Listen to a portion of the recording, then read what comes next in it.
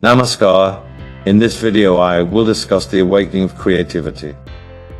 Numerous, if not all, of the really creative discoveries in life, such as those of science, art, music and religious beliefs, were made during creative flashes of intuition, which we can understand as taking place when the inherent knowledge of the unconscious surfaces into awareness. There are many recorded examples. Newton's discoveries about gravity took place while he was unwinding under an apple tree. Van Gogh stated that images concern me as in a dream. Mozart once composed a totally new musical composition while dozing in the back of a carriage. Einstein increased his understanding of relativity while visualizing himself strolling along a sunbeam.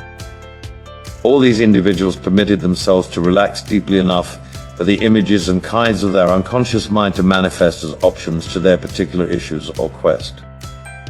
It has actually even been reported that through the use of deep relaxation and visualization, people have actually had the ability to detect their own specific disease prior to confirmation by medical exam. These deeper layers of the mind consist of the options to all our problems, but we have to be able to enable them to manifest while maintaining complete detachment.